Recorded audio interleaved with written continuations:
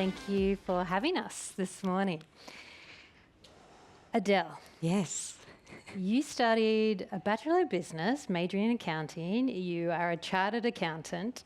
You started at Deloitte. I sure did. In A&A, all of your career up until this role has got finance in it, CFO. Yes. At Kmart, Tyre and Auto. And then you became the CCO, Chief Customer Officer at mycar. Explain that career path. It doesn't sound like a natural fit. Wasn't mine. I'd relocated from Wesfarmers to Kmart Tyre and Auto Service and joined as their CFO, and very unaware that at the time Wesfarmers were looking to divest the business. And when I was informed by the advisors that that was the decision they were making, I was sort of under the impression that nobody would buy this business. Foolish of me to think that. And we were then acquired by Continental, which is a German tyre manufacturer, which for $350 million. So one of the largest investments they'd made. Under the CFO remit, though, of Kmart Tyre and Auto Service, you were very reliant on the likes of Kmart, Coles and Wes to a certain extent. So some of the functions or the CX touch points that I have today, I had then, but not to the size that they are now, and certainly going through a rebrand. I guess going through that rebrand, our brand essence internally is care beyond the car, but to the market, for any of you that have seen the advertising, it's all about people first. And so we said, if we're going to be serious about this, then we need, someone that is obsessed by customer, sitting in the C-suite. And so, obviously I put my hand up for that position and was successful.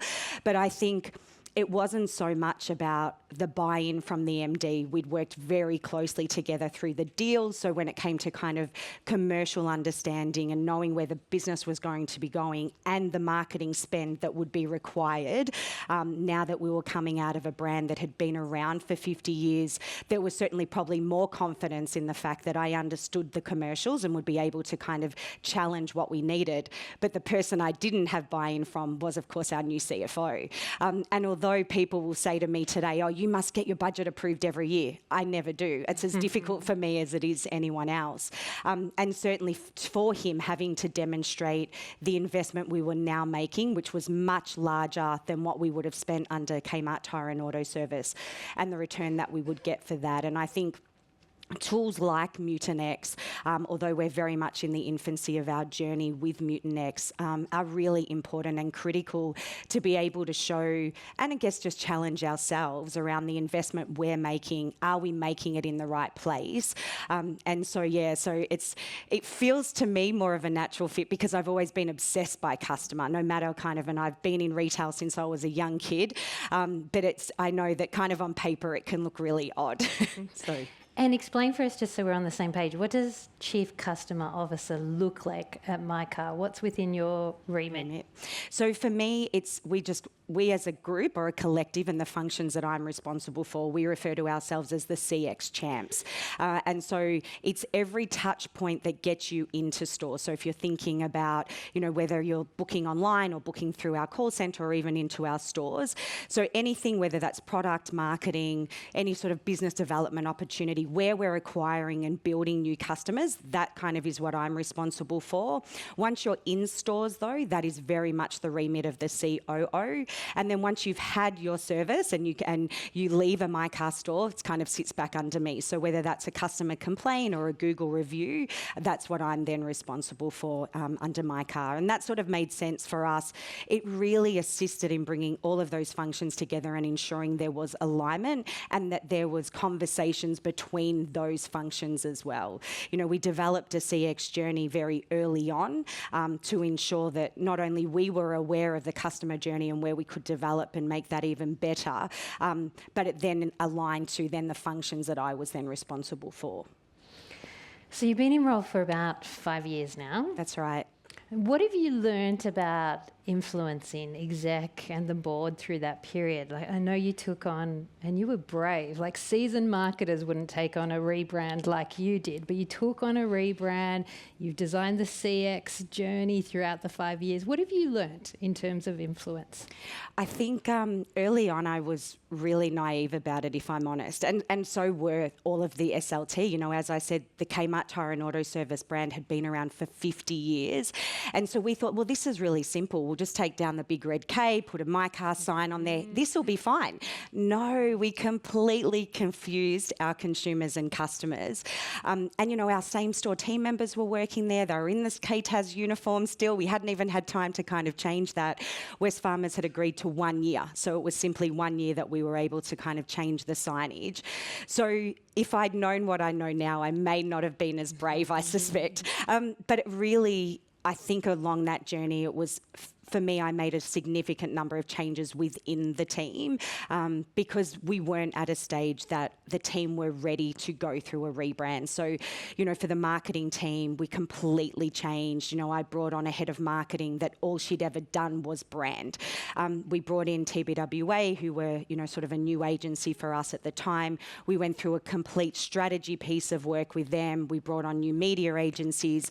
And so having experts, whether that was in my team or kind of in agencies, was really, really necessary.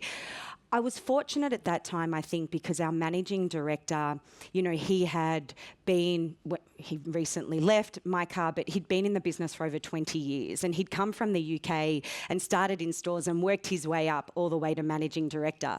And I would say to him often, you know, he had 3 children, but I'd say mycar is your 4th and most definitely your favourite child. And he absolutely agreed. So allowing him to be on the journey, allowing is probably an unfair word, but, you know, I think for him a lot of it, you know, when we were leaning into kind of the behaviours, you know, what was mycar going to look like, he really believed in it as well. And so for the rebrand, it was really important that all of the senior leadership team were a part of that change, and so that we could all believe in it and ensure that then when we were out in field and in stores and even with our own teams, they could really start to see the opportunity. Our new buyers or new owners of the business, you know, they're heavy tyre manufacturing. They do not understand retail. They don't have a large presence in Australia. So the influence was more for there. And certainly when it comes to marketing, because in manufacturing, you know, when they're looking at cost cutting, marketing is where they look. Whereas in retail, when your sales are not hitting where they need to, you actually need to increase your spend to start to drive that brand awareness. And certainly for such a new brand for us. So for me, it was probably this biggest story to tell was more in relation to Continental, and now obviously I have a new MD as well, so that's the learning kind of restarts again. Pick that up. Like, so that, I mean, many of us as leaders have had to deal with differing types of executive sponsors. I remember at Deloitte, one of my leaders was an A&A audit and advisory partner, and then my next leader was a consulting partner who was this wild, crazy pioneer. Nick, you know him well. So with 2 very different leaders, I had to talk to them very differently. Yeah. Tell us a bit about your journey with, is it Adam, Yes. the previous CEO, and Sylvain that's come in 5 months now? Yeah, you know, Adam, anyone that met Adam, you know, he was just had so much passion and kind of the culture, you know, he just drove it. And you know, as I said already, probably his favourite child, but just spent so much time. He as you mentioned, I've recently been appointed to the board of the AAA, and he had already been. So in driving not just mycar, but the automotive aftermarket in general was something that he was incredibly passionate about. Sylvain joined, yes, earlier this year. He comes from Continental, was a Continental grad, knows a lot about tyres, which despite the fact that our name says tyres, we don't sell anywhere near the amount of tyres as we do kind of in servicing and general repair work. And had never been to Australia, had never even they've been on a vacation here, so it's been huge. Obviously, he's very excited about the opportunity. Anyone that has come from Continental loves the brand, and of course, Australian culture. Who wouldn't? You know, and I think for him, he's French, so you know, he's sort of living in sort of this French area of Sydney. So I suspect he probably doesn't really feel like he's missing home, if anything. But that, you know, I guess again, when he looked at the marketing spend, was like, oh, that's a huge amount of money. And when I then had to sit down and really break it down and show him, actually, no, I want more. This actually isn't kind of achieving the results that we need, but also then really explaining Australia, when thinking about our competition, we call ourselves a one-stop shop. So we not only do come to mycar for tyres, but you'll also come for service and GR work. So if you think of some of our competitors that are tyres only, when they're out spending sort of 3 times us and all they're talking about is tyres, and, they've been around for a really damn long time, unlike us. So a lot of that we've had to educate him on, and certainly around Australia. I haven't just taken that on myself, though. We've again lent really hard into our agencies, made him spend time with them so that they can start to also tell the story, but also the journey that we've been on from KTAS to mycar and how we created this brand. So from your unique experience, where do you see marketing or customer leaders, where do you see them getting it wrong when they're trying to influence exec or board? Yeah, sometimes I feel like I had an easier job than others, and maybe I didn't. Maybe I'm just sort of like I'm looking through blinkers. For us, and every transaction ends up in store. And so whether it's a store or a mobile van's coming to your home to service your vehicle. But I think there was an element that, being under the big red K was probably a lot of pressure for our team members. Not only the fact that everyone knows the brand, but there was something about being like a Kmart mechanic that probably didn't make them feel that great. I think with mycar, we're really able to create this brand and the opportunity. And, even when I'm sort of interviewing, new candidates for roles, I talk about that in Australia, there will be brands that will come here, but they'll have presence somewhere. We absolutely get to create this. And so for us, it was absolutely critical that we took our team members on the journey, because even though we have online presence, we're never going to send you a tyre to your home for you to fit yourself, or a battery. Everything has to be done in store. So while we're out in market talking about people first and, really showing this kind of brand personality, we need them to deliver that in store. And more often than not, we do see it. We are company owned, which I think does assist, unlike our competitors. But also for us, our targets are customer led. So the first 2 targets are very simple, 55, 85, 10, and we kind of preach them all the time. Some of our, SLT will wear them on the backs of t-shirts, really to kind of drive and remind them, yes, you can look at sales targets every day, but for us, the first 2 are around customer, and the first is 5, which is simply Google reviews. And so for us, every month there is an expectation that our store team members reach a certain percentage of customer reviews, and it's not a lot. And the fact that, we have a higher proportion of existing customers to new means that you're limited with the number of Google reviews you can take anyway. But that's really driven a real change. I think under KTAS, our national Google rating was at sort of 3.2. It's now at 4.8. We know that store managers that have been in the business for a really long time talk to the fact that Google review now, they are seeing new customers. And when they're asking the customers, why did you consider us? They're saying because of the Google review. So they're seeing the benefit and then kind of leaning in.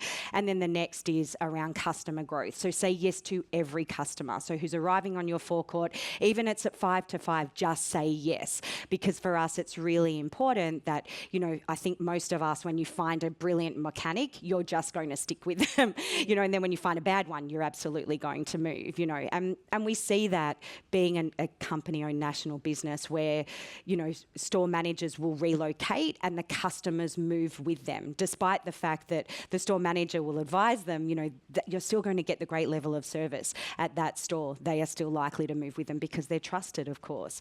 So I think for us, it was the biggest job was really getting our store team members on board, because they deliver the experience, and then hopefully then drive that loyalty, and so we start to continue to see those customers coming to mycar. Nice. Let's talk AI. Yes. What is the expectation from leadership around you as the Chief Customer Officer, how you're using AI both from your customer experiences but also internally? What is the expectations? How is that also then changing the metrics and how you report success back up to leadership but also to your team? Yeah, I think there's, I don't know if it's so much as resistance from the business. We are going through a huge ERP transformation. And so from a technology team, that has really been their focus. So I probably myself have been sort of rebelling against that and saying wherever we can in the CX world, let's push. We also have an outsourced call center, so which allows us to kind of test and learn.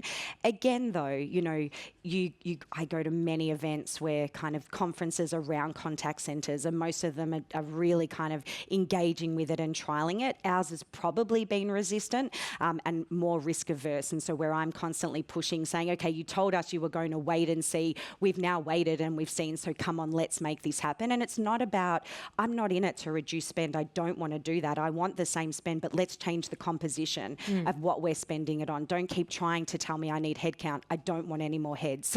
And we are seeing that certainly, consumers are now becoming, for a better word, lazier, I guess, in how they want to interact with us. And so one of the simple things we see in chat all the time is, what time is the store opening and closing? That is on our website. You can go to the store and look that up, but because of ease, they're just wanting to do that in chat. So it's really around kind of building our knowledge base to be able to do that.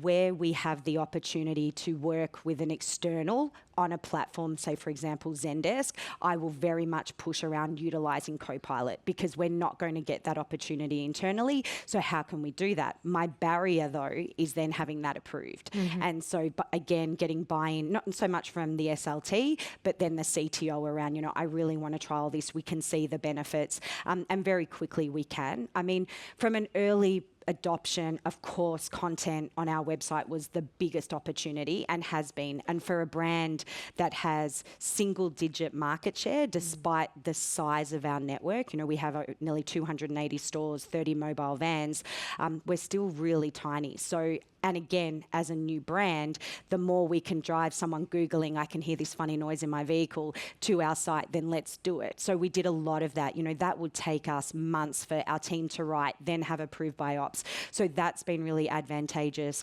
Even from a business development perspective, I think when, we think about a new product or someone comes in with an idea around, why don't we get into tinting now? And I'm like just shaking my head like, no, there is no one in our teams that is going to want to do that. But hey, let's just put that through. Before we would have had to use a research house to understand the size of the prize.